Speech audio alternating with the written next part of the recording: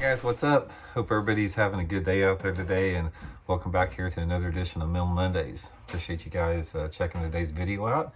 Today's topic, we're going to be talking about people that just believe what they want to believe, and the frustrations of dealing with those type of people at times. So I think it's a conversation well worth having. So that's what we're going to get in today in our Mill Monday segment.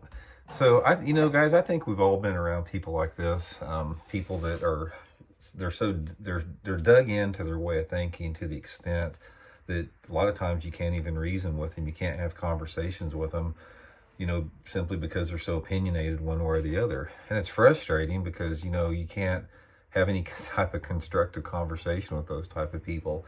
And I've noticed really over the past, 5 or 6 years, it becoming a lot more common just, from the people that I've been around and my observations. So we're going to get into that a little bit. First of all, let's talk a little bit about what causes that. What causes people just to believe just what they want to believe. And, without a doubt, in my opinion, it's what we've talked about a little bit here on the channel before. It's called an information silo.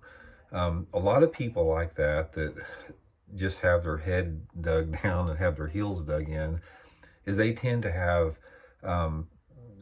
surround themselves with people and with information that do nothing but just reaffirm the way that they think, and they isolate themselves from any other people or any other way of thinking. And in doing so, they get locked into their own points of view to the extent when anybody challenges that to whatever, they take offense to that. I mean, they rail against that and they attack it a lot of times, depending upon what the topic is. And it can be anything. I mean, what we're talking about is not limited to just one thing. It can be any aspect of life that, people just believe what they want to believe with it. So I think a lot of times what happens is when you are around somebody like that, and everybody has been around somebody like that. I mean, you may be a person like that yourself. I mean, everybody has experienced that to some level. I think the people that are really hardcore about that, and they're really rigid, and that you just can't really, have any type of civil debate with, I think that their identity, the viewpoint that they have of themselves and the world is so rigid and so locked into thinking in one particular way. They feel if they entertain another thought or entertain another idea, that part of their identity is going to be lost, and that scares people. That's very fearful people. If you think that you've got this nice idea about how things are, and you're comfortable with that, when somebody ruffles the feathers a little bit with that, it scares a lot of people because they don't want to have to reevaluate their entire viewpoint on life, how they look at things.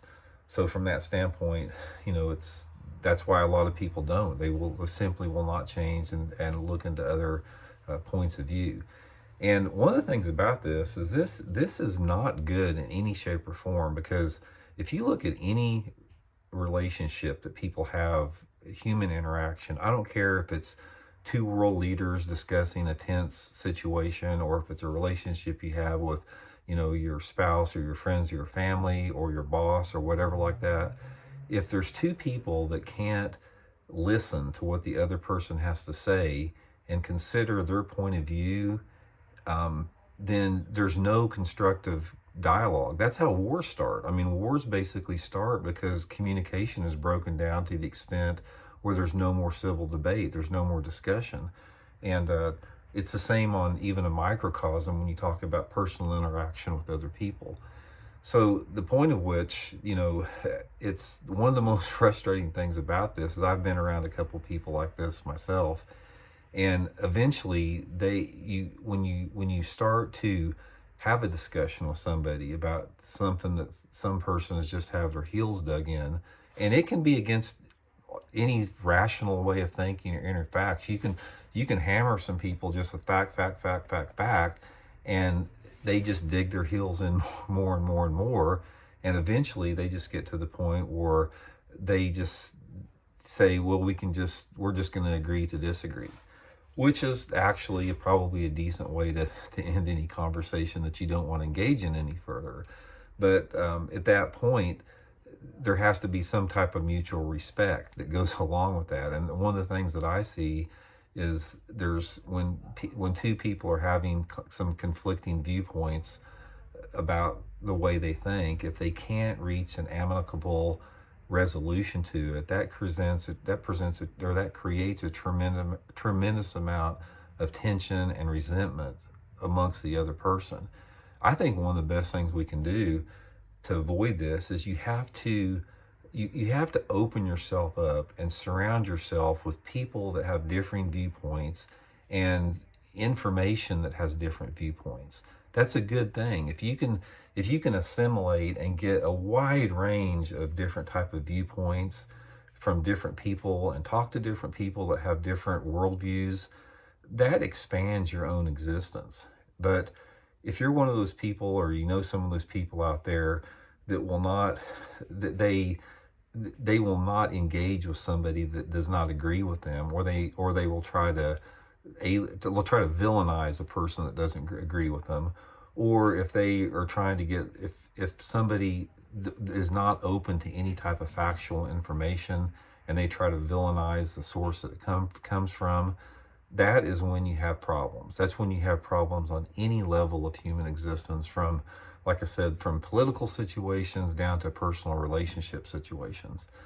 So one of the things that, that I would suggest here, if you find that you fall into that yourself a little bit, or if you know somebody that does that, just encourage people to expand your horizons a little bit. Be open-minded to listen to somebody that you don't agree with, and maybe understand how they came to that point of view.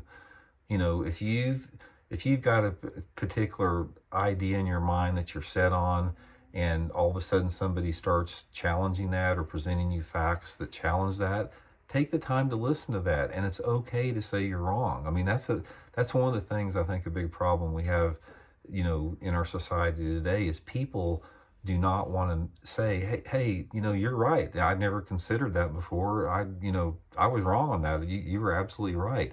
It's not going to make you any lesser of a person. I mean, I've done that some on my channel here. I've had people that pointed out something one way or the other, and I've said, hey, that's my bad. I didn't know that, or something like that. So I think one of the things that keeps a lot of people from that is ego. I think that if you can break your ego down and be open-minded a little bit, it just makes life so much better. It makes everything better. And one of the things I found out about fishing is, guys, fishing in bass tournaments with the co-angler situation, I've fished with probably well over 1,000 different individuals over the course of 40 years, way over 1,000. So as you can imagine, if you were in the boat with over 1,000 people, I have been in the boat with every type of person you can imagine, every type of personality that you can imagine. And one of the things that I try to do is I try to get along with everybody. And some of you guys that don't like me and make fun of me, you may think that I'm an asshole or something like that at times. But if we went fishing together, I bet we'd have a good time together. I'm easy to get along with. The only problems that I've ever had is with people that people that don't respect other people's point of view. Even if you don't agree with it, you can still not agree with somebody, and you can respect them to have that point of view. But when somebody reverts to calling you an idiot for having a point of view or something like that, that's just a prime example of a very emotionally and mentally weak person. So anyway, just a few thoughts, guys. Let's shoot me some comments. Let me know what you guys think about it. And much appreciated you guys tuning in for Mental Mondays. We'll see y'all next week.